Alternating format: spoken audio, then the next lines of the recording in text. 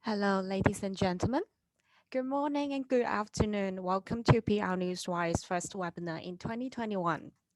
As we know, most of our attendees today are PR and communications professionals. Surely you're all familiar with digitalization, embracing all the technology helping you achieve your goal that align with the business. This is same in the media industry, from print to online, from circulations to page fill, from untraceable results to tracking conversions. Media nowadays have different KPIs and routine, and it's important for us to understand better to embrace effective collaborations. In the webinar today, we'll dive into the chief editor and news editor's world, where they will provide insights and share the experience on riding this media digitalization wave. Before we dive into the discussions, here's a bit of housekeeping.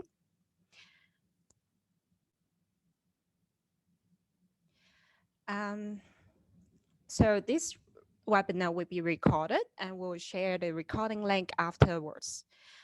There is a Q&A box underneath the panel and you can submit your questions. So our agenda today will be having 2 presentations from our speakers and then we'll wrap up with the Q&A sessions. And then we would love for you for your feedback. So we'll have a survey after this webinar, and then you can submit your comments, your opinions, and your recommendations for our next webinar. I believe a lot of us here read Cosmopolitan growing up. I myself, as a girl, love the content and have learned so much about beauty and fashion. Last year, Cosmopolitan Hong Kong made a huge decision to cease the print magazine and went fully digital. We're very honored today to have invited Sally Tse, Chief Editor of Cosmopolitan Hong Kong, to share her experience going through this transformation.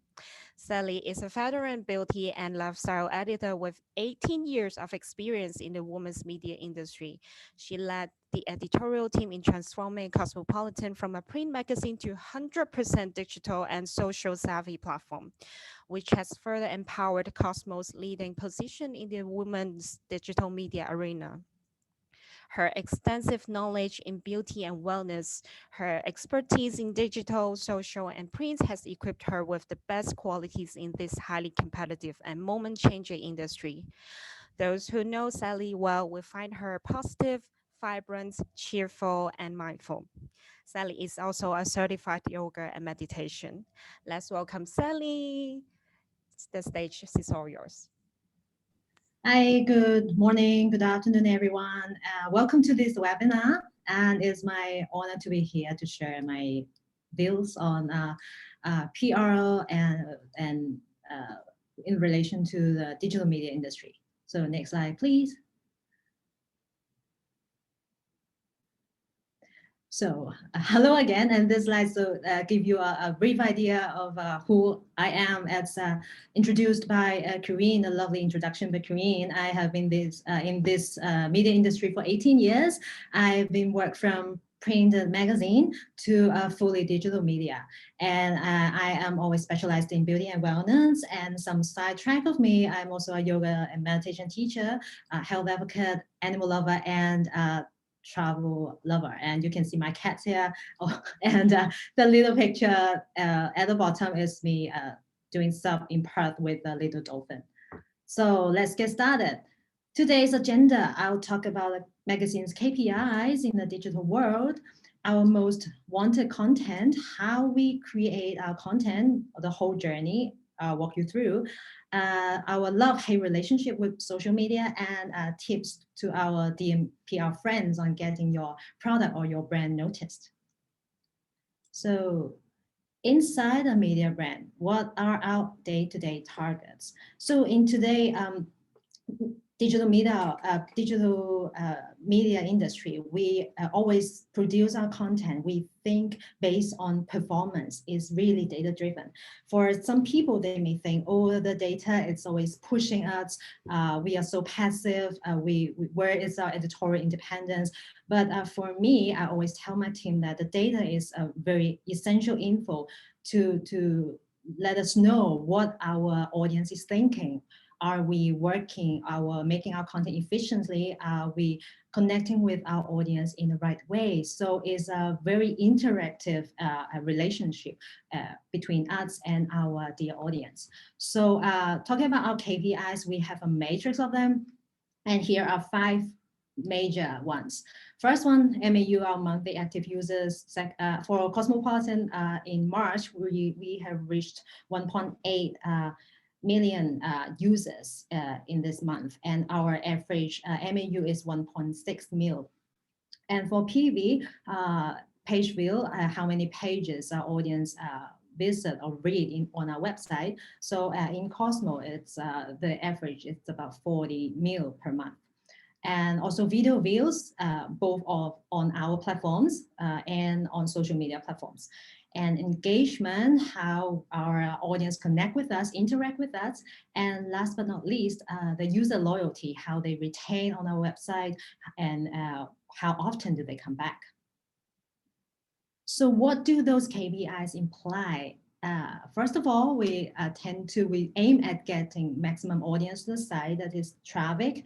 We do it by our valuable and on-brand content, and I'll talk about it more in the later slides.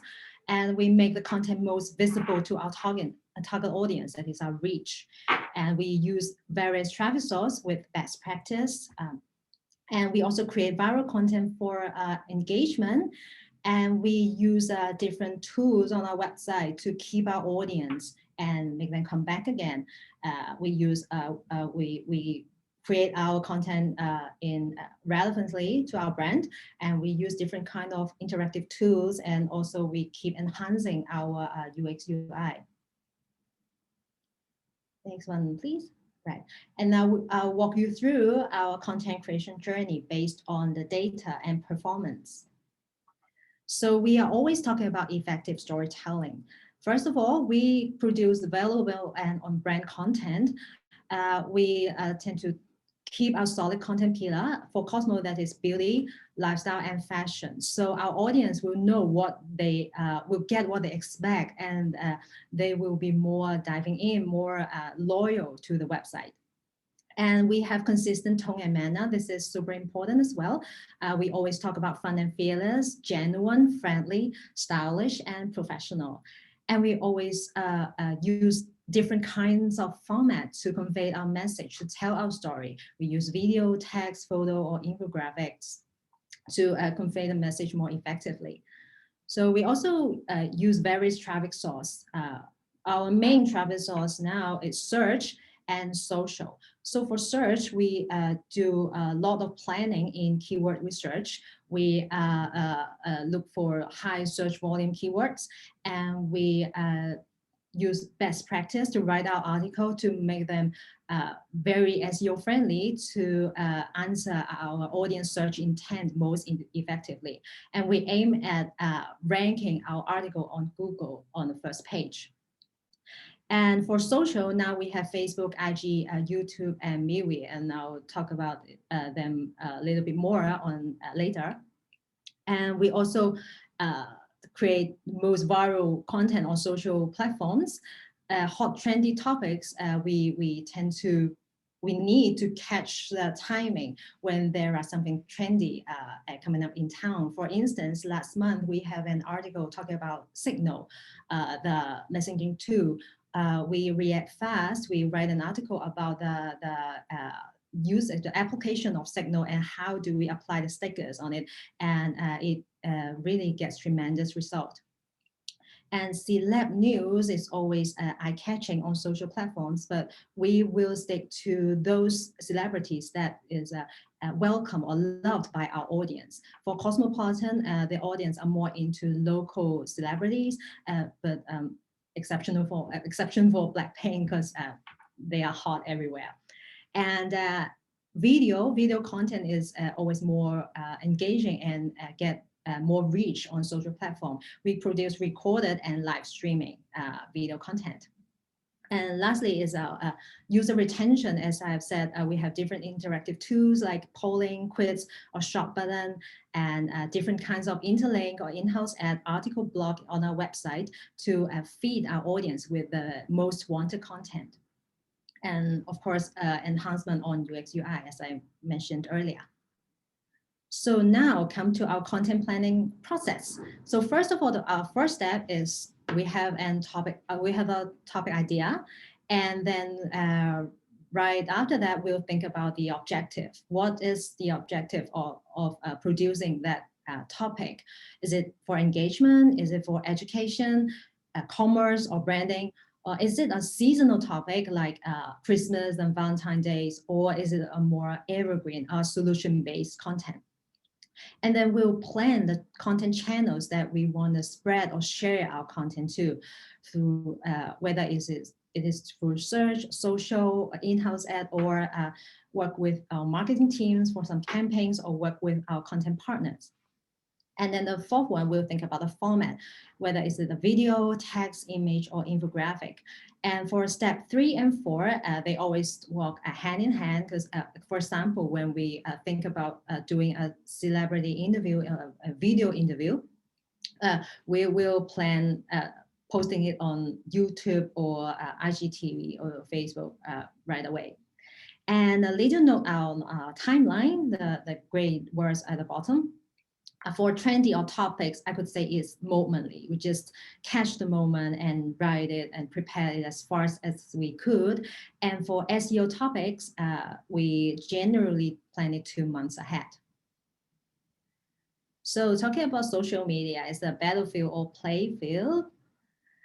I would say it's complicated. We have a love and hate relationship with social media. So for the love side, that is on your left, it's one of our key traffic sources, and is still a very effective way for driving the audience to our website.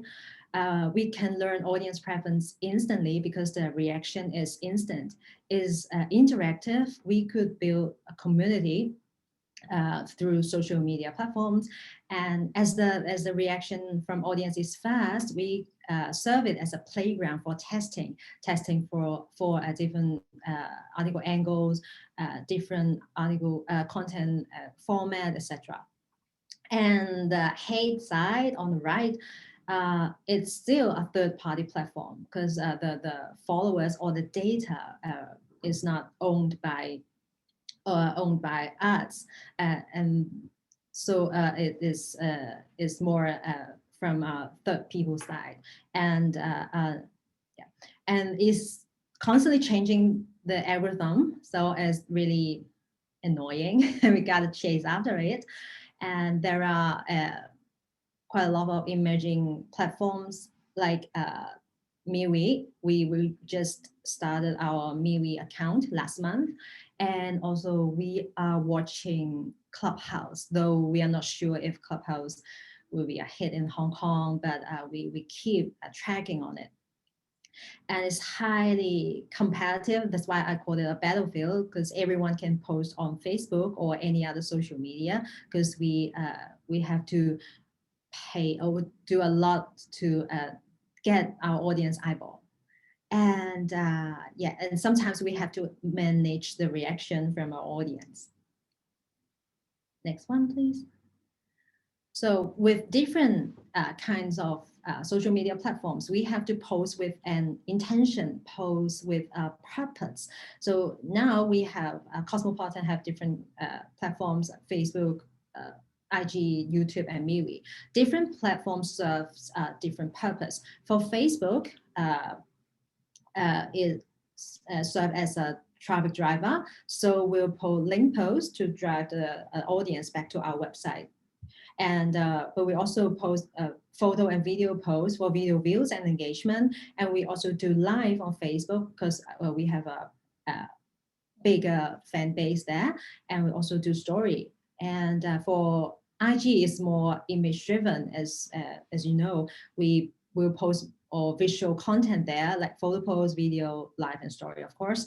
And YouTube, obviously, for video. And MeWe, we are still new on it, but we keep regularly posting link posts and photo posts, and see we are still checking the performance. And last but not least, to our dear media friends, our PR friends, how do your products or your brand get noticed from media? So first of all, our audience loves real sharing. We know this from audience survey that we did in 2020, and our audience loves the honest trial report, the honest product sharing, product review. They love to see, they love to watch editors to touch and try on real products. So if we have a chance to try and to see the real products, that will be more effective on our storytelling. And secondly, trending topics always draw, like 口罩 that is mass case, and 本地好去處 the local local getaway, because we cannot fly now. And also clean beauty is a hot topic recently. And the third one is a launch event, though we have fewer launch events now due to the COVID situation. But if there is an event, we have more angles to cover. And also exclusive angle, like exclusive celeb interview or exclusive product launch for us to connect with our audience to spread the message a little bit earlier than other media. That would help a lot. And also, it would be great if you can pay attention to our production timeline. As I see, for trendy topics, we want to write about it, talk about it as fast as we can. And for SEO, we really need like 2 or sometimes 3 months to plan. And that's all for my presentation today. Thank you. And let's stay in touch. You can reach me in different social media platforms. And thank you for your attention. Thank you, Sally, for your sharing. I think I did see that signal sticker post and I followed those instructions. It was really quick, guy. And yeah, it was really interesting to look into your KPIs and your love-hate relationship with social media. I think a lot of us relate to that, and it's really interesting. And that is really helpful for our audience to understand this from your perspective in order to create a more effective pitch. Go follow Sally. She's really active on social media and she will answer your questions if you have any. We do see questions coming in the Q&A box, so we'll wrap up with the questions later after Natalie's presentation. So next up, we have Natalie Code, news editor from Asian Investor. Quite opposite from the vibe from Cosmopolitan, Asian Investor is a finance publications focusing on assets owners in APAC. Natalie was previously news editor and digital producer at SCMP, where she led a team of 6 reporters covering China society. Before coming to Hong Kong, she worked in Singapore at financial newspaper, the Business Time and digital agency Expointo Media. Let's welcome Natalie. Thank you, Karine, for that introduction, and thank you, Sally, for that presentation. It's a tough act to follow. And thank you, everybody here, for spending your Wednesday morning here with us today. A little bit about me. I think Karine covered most of it, but I'll just add on a little bit more. I'm Natalie, a news editor at Asian Investor, which is a finance publication focused on asset owners across Asia Pacific. Before that, I was with the South China Morning Post, also in Hong Kong, where I worked as a news editor and digital producer. And before that, I was a journalist and social media specialist at the Business Times, which is Singapore's only broadsheet business newspaper. And I also spent a little bit of time at a digital agency to gain digital skills. So most of my roles at all these companies have been to apply digital best practices to kind of traditional news environments. So if you think about how media has changed with digital disruption on the next slide, I don't need to tell you just how big an impact it has. You know, virtually no one reads print copies of newspapers or magazines anymore. Even now, I'm sure some of you are glancing at your phones at a recent news notification or a tweet that just came out. But for this presentation, I was acutely aware that not every form of digitalization might apply to you as PR practitioners. So I've tried to pick out 3 that would be more, that I thought would be more useful for you guys. So first is the 24-hour news cycle. In the past, journalists used to have all day to file, usually by 7 p.m., and then it gets edited and it goes to print at midnight. But today, most newsrooms, whether it's the New York Times or the SCMP, we run on a 24-hour news cycle. If news breaks at 11 a.m., we have to publish it at 11 a.m. and not wait till 7 p.m. And secondly, doors have opened to new ways to come up with story ideas, which Sally talks about a little bit on. For us, we use data analytics and social media, which means less reliance on PRs in some ways, but also more reliance in other ways. And lastly, the journalist's job description has expanded to include, more than just writing. Journalists are expected to become almost like mini social media influencers. If you go on Twitter, you can see journalists with like 5,000 or even 20,000 followers. And social media has been really useful for us to, get sources, develop relationships with contacts, and of course, distribute our content. So as part of the 24-hour news cycle, we have three main types of stories that we write now: breaking news, daily news, and longer reads or features. And how this might affect you is perhaps, understanding our workflow. So for breaking news at the SCMP, for instance, we have about like 15 minutes to publish a story that broke. And then we are expected to add background and context within 30 minutes after that. And after that, we are expected to add analyst comments about the impact of the news within a few hours, which I think is where we could use all the help we can get from like our sources and from like PR and communications practitioners. So one example would be like China's 2 sessions. So, if there's like a big announcement, for instance, this year it was about GDP target being 6%. So, media outlets are expected to break the news immediately, send an alert, and then the reporters go out to scramble to get analyst comments.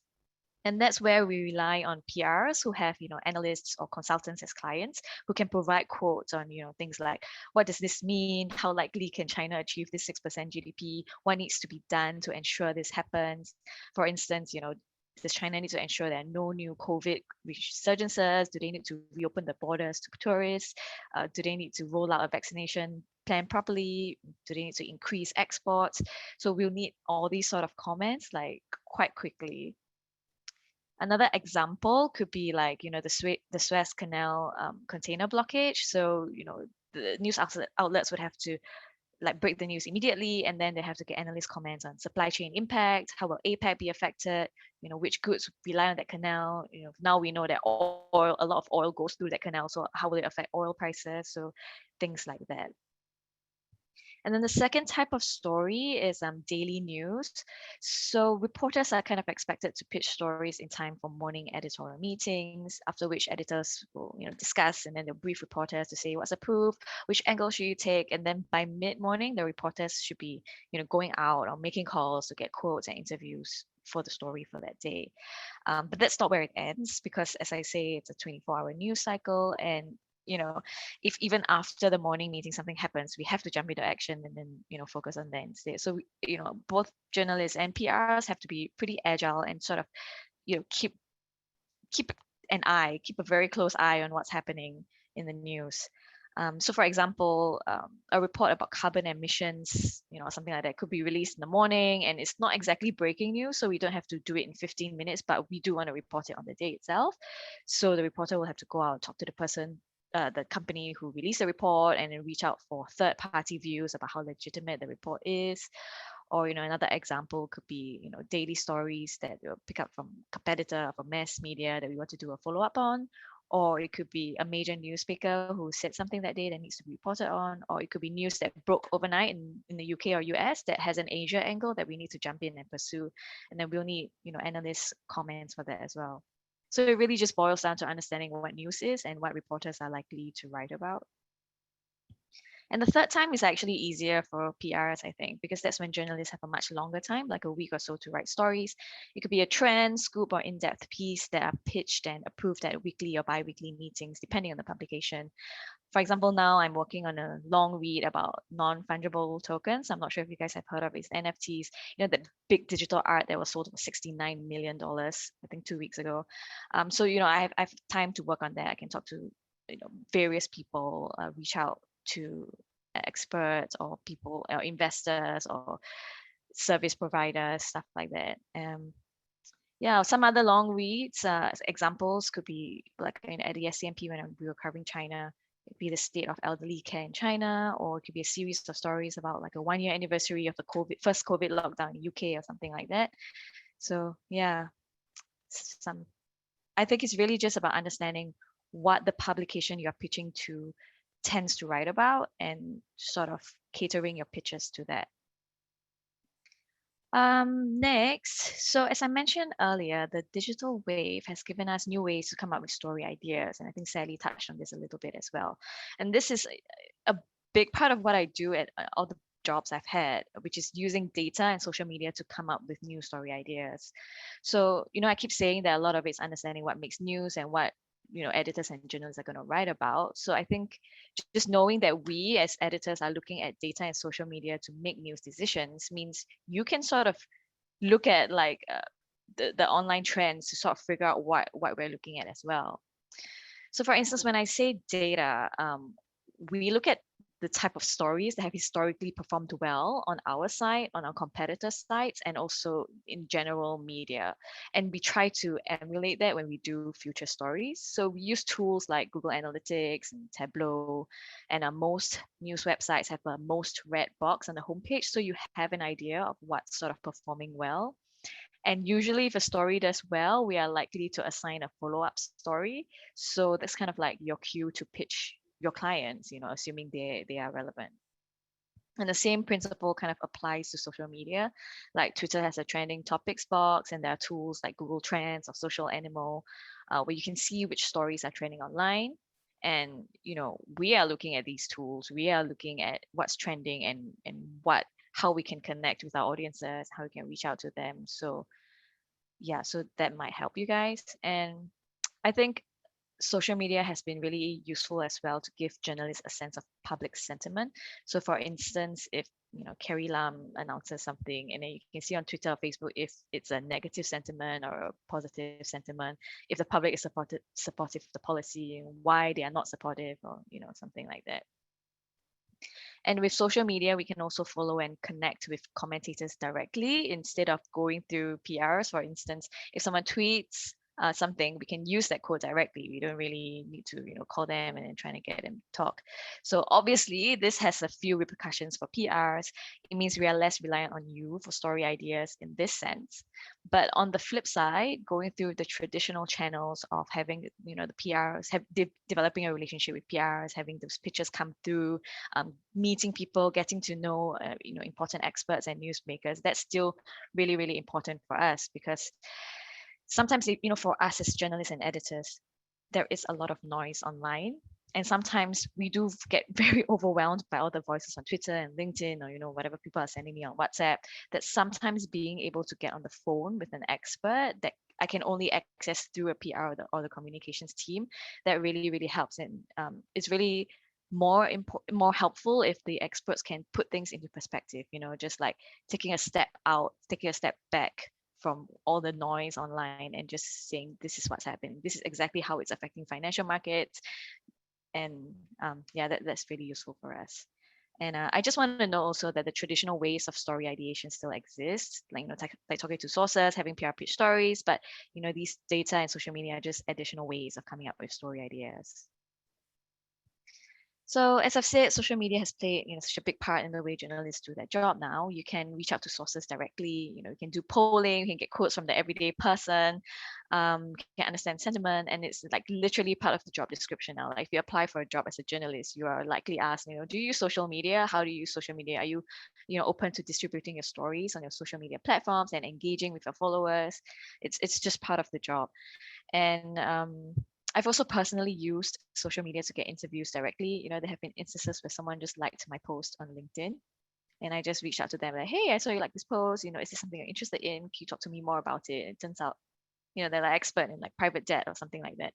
And they end up being quite a good source of information. So that can be really useful for us. And lots of PRs and communications managers have reached out to me on LinkedIn as well. So I think, there's a lot of use you can have for LinkedIn. So yeah, I mean, Twitter has been very useful as well, sharing of stories, gathering of sentiment. But really, LinkedIn has been the one that has been great for relationship building. I think it's more professional because you can actually have verifiable people. You have people's job titles, and most of the time I'll go and let's say I find someone who's an expert in something like KPMG. I'll go into the KPMG website to make sure that person really works for it, and then usually I think 100% of the time it's accurate. So um, LinkedIn has been really very useful for us. And I've also used InMail to get comments. Like I've sent an email to someone I don't even know, like, hey, I'm writing a story about Chinese tech companies. Can you give a comment on that? And they reply within like a few hours, and so that can be really really useful. So I think ultimately it just boils down to timeliness, being able to adapt to this 24-hour news cycle. Um, and then being able to anticipate coverage is really important to know the publication, know what's going on in the news and online. And it's great if you could use social media to connect with journalists because most of us are on it like half the day, I think. So yeah, that's all I have for you today. Thank you so much. And you can connect with me on Twitter, Natalie on Loop, and on LinkedIn. Thank you. Thank you for bringing us through your journey, Natalie, especially that 24-hour news cycle. I think it's really important for PR and comms people to understand that timeless and how you're actually working around the clock.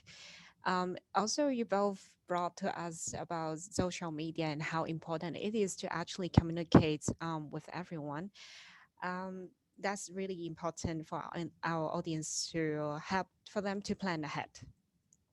So now we'll go into the Q&A section. We've already seen some questions being submitted in the Q&A box. Please keep them coming. We'll consolidate and we'll ask the questions for you with our speakers. So first question, I think, is for both of you. What do you think is the most important skills that PR pros should master in order to support this digitalization?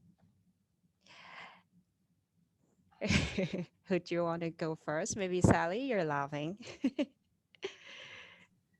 Um, I would say I cover them most in our slides. I would say uh,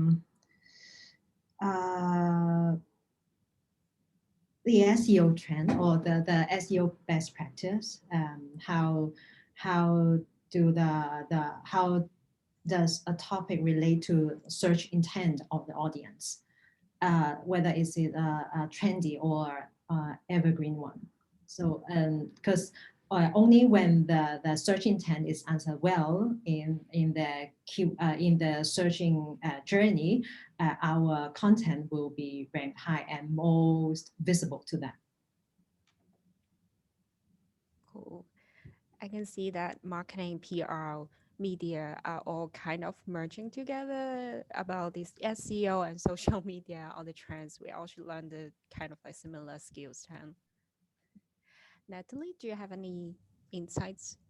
I think it's mostly soft skills. I think that PRs need to develop, like sort of being nimble and agile in being able to adapt very quickly. Because I mean, like Sally said, that always new algorithms that we have to chase or new social media platforms.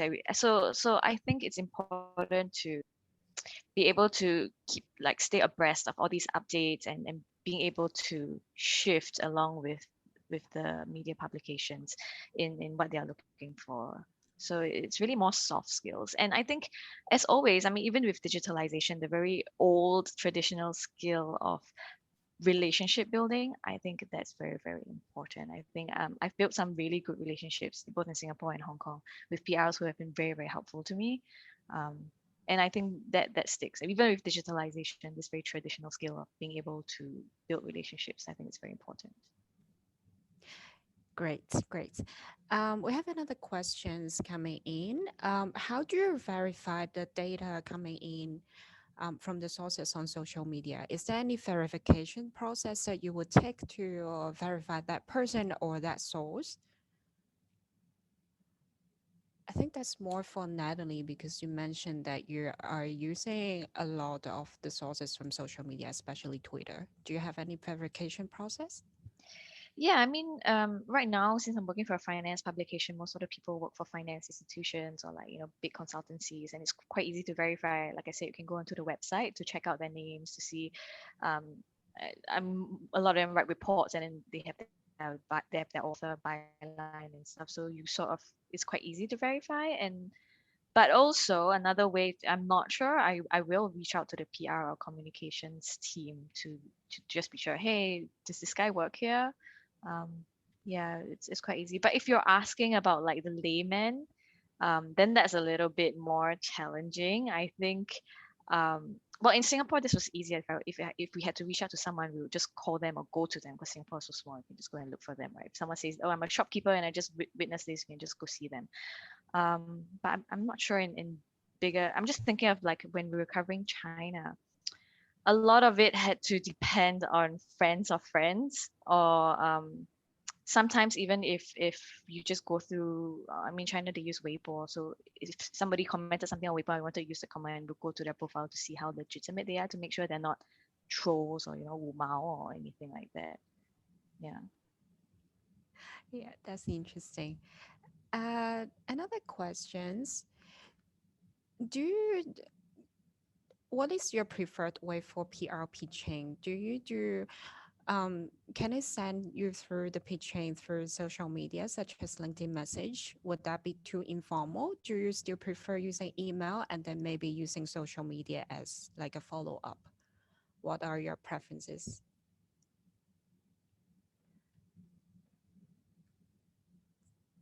Sally, do you want Um. to take? Oh, sorry, Natalie, go Oh, ahead. okay. Okay. So for like if it's LinkedIn, usually what works for me, like what PRs have done, is they'll just send me a note. Hi, I work for whatever PR agency. I have financial clients. Would you be open to pitches? Or would you be open for a coffee or something like that? And then I'll say, yeah, sure. Here, this is my email, and then we take it from LinkedIn to email.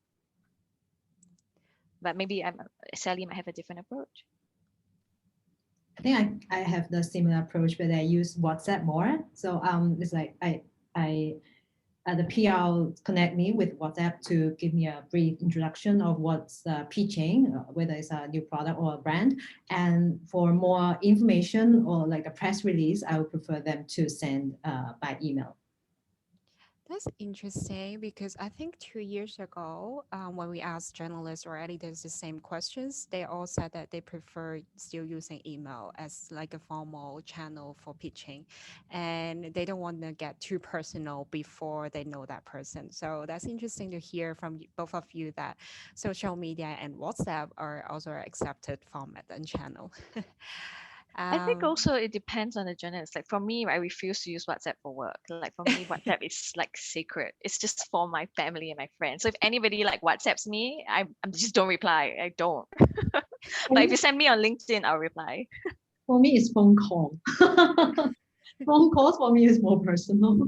And well, from WhatsApp, I could choose whether I want to reply or not. That's true. Yeah. I think people don't really like phone calls nowadays, so I get that. Next question. This is for Natalie, actually. What are the differences between Singapore media and Hong Kong media when it comes to pitching or media relations? Oh, the processes are actually kind of the same. I think that, hmm, okay, I think Singapore is a bit friendlier, maybe because I'm a local, so I got along with people better. I'm not sure. But in PR, in the beginning, in Hong Kong, the PRs in the beginning are kind of like, there's a lot of sizing up. Like, who is this? Is she worth my time? It's a bit of that at first.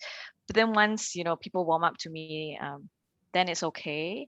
And also I realized that the sources, like the people we talk to for quotes in Hong Kong, they are more open and they share more candid comments compared to Singapore. I think 'cause Singapore is very like everything's very controlled, I think. But in Hong Kong, there is more freedom of press, and I think we get better quotes in Hong Kong here than we did in Singapore. That's great to hear. The next question is for Sally. Do you have any advice for editors who are hoping to progress to chief editor? I think everyone's looking at your face and look and seeing how young you are, and you're the chief editor. So everyone wants to know your secret. Better. Um, First of all, you got to be very passionate, I think. I always tell my team that only if you love your job, you will do it very well, and you will dive in. So, and you will be able to cope with all the challenges and changes in the media industry, and have a clear vision. And as long as you know what you are pursuing for your career, you just work towards that. Great, great. The next questions. What kind of most interesting news that you have handled or write? Have you write any kind of news about Indonesia? I guess this audience coming from Indonesia.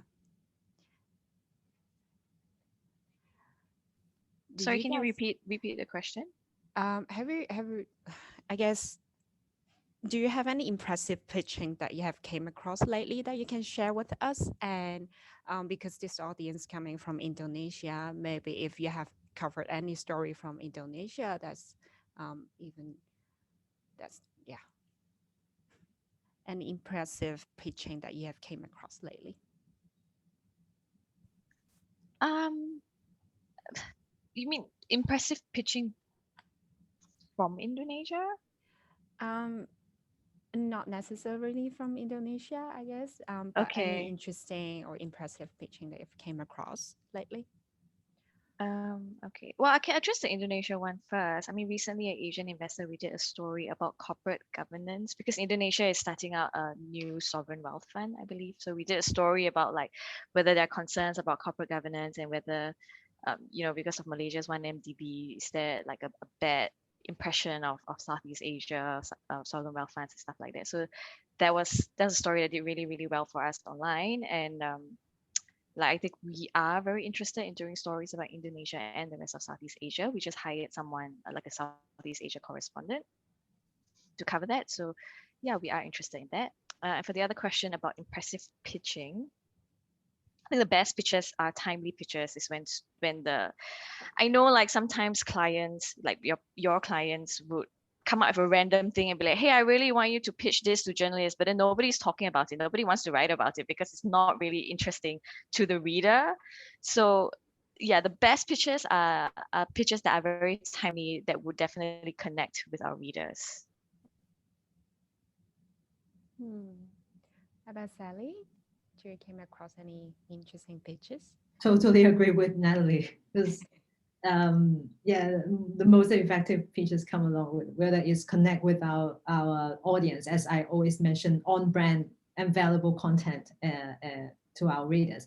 And I've one of the features that I've come across recently is about a natural therapist, and I am introduced to natural therapist that the PR connect me to her, and I had invite me to have a 1 hour section with her.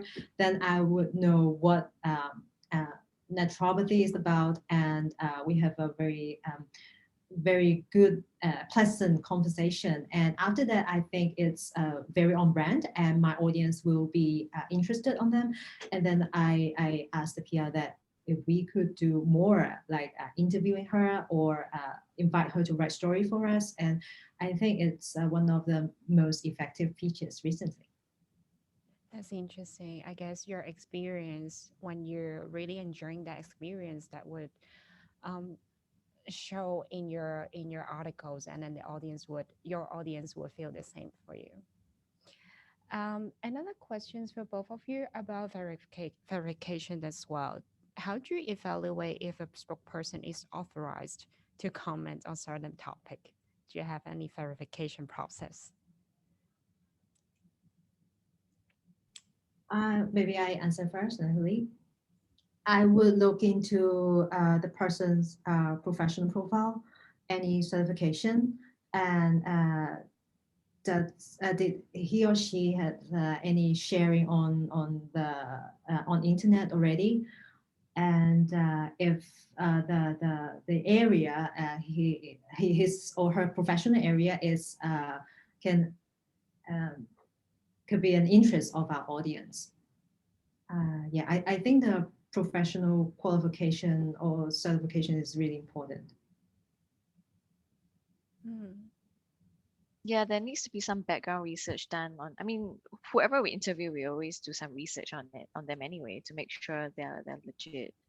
I think, yeah, but usually if the PR is like usually it comes they come with like a bio or something. You can see if they're quoted in other media, if they appear on Bloomberg TV or something, then you sort of know how legitimate they are. And something to add on there is sometimes that the spokesperson is not or the interviewee is not professional. It's just like an ordinary story. We in Cantonese we call it 素人. So it's not celebrity. They're just sharing their real story, really touching or encouraging in some way. And we will do some. As Natalie said, we'll do some research and we'll see if the story angle can touch on our audience heart, and then we'll consider it if it does. That's nice. Another questions. During COVID, we cannot do as many coffee meetings. How do you build relationship with the comms and PR? Is there any other way? Virtual meetings, virtual coffee meetings. Is there any way that you guys prefer? Yeah, online Zoom calls work perfectly well. I still do coffee meetings actually. I think two people is okay. I mean, obviously, I don't want to go to a big dinner with like 8 people or whatever. But then, like one-to-one coffees just to meet up is okay. Same here. I really love to catch up with PR, personal, face to face. Coffee or lunch would be great. But during COVID, I'd seldom do virtual meeting with PRs, but we talk more on phones. Cool. I think we have time for one last questions, and this is quite interesting.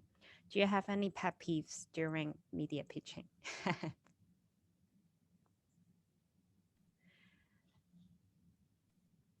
Pet peeves, not really, I guess. Like so far in Hong Kong, everybody has been quite okay. I guess it can get annoying when it's a bit too pushy, but I haven't really experienced anything too annoying. It's quite easy to ignore emails, I suppose. But so far it's okay. Can you elaborate too aggressive? What is your standard? Is 2 times a week really pushy? No. So like, okay, maybe things have changed in the past 10 years, but when I first started as a journalist, phone calls were like a big thing, right? I would get so many phone calls from PRs like, are you coming for my event? Are you coming for my event? So that's very, very, very pushy. But now mostly I see it's like one email and then maybe an email 2 days later. I think that's okay. But the phone calls were a bit intense like 10 years ago. How about Sally? I think when this is especially for PR agency, I know some the clients could be pushy or demanding, but when there is some case that the same pages from different people from the same agency, that would be a little bit uh, that would be a little bit annoying. So, It reflects quite poorly on the agency as well. It's like there's no coordination. right, right. So same people talking about the same thing or sending the same message. Uh, so that would be a little bit an issue for me. Most of Yeah. the time they're all right. Totally understand. Totally understand. As a customer, if I receive the same message from a brand or other people, then that's a little bit confusing and yeah, could cause some trouble as well. So I guess that's the wrap for today. Thank you again for Sally and Natalie for sharing your invaluable knowledge and experience. I personally have learned so much, and I think our audience would say the same. We actually received so many compliments on the Q&A box and in the chat. So really thank you very much. Before you all go, we would like to share with you our latest content. So at the left is our communications calendar for April 2021. So we have our communication strategy team filled with some new ideas that you can adapt in your April comms plan. And then on the right is our new APAC Media Landscape Series blog. So in the blogs, you can find now the local media insights and developments. It's really interesting to see. So you can scan the code or go ahead to our websites to the resources section, and then you can access all these information. And of course, please fill in the survey when you exit so we can deliver even better events for you. And finally, please follow us on social media. Please follow our speakers as well. They're really knowledgeable, they're really active, and they love your pitching. So go follow them and pitch them through social media. So thank you everyone for joining. Wish you a really early happy Easter for those who celebrate. See you next time. Bye. Thanks. Bye. Bye bye. Thank you. Bye. Bye bye.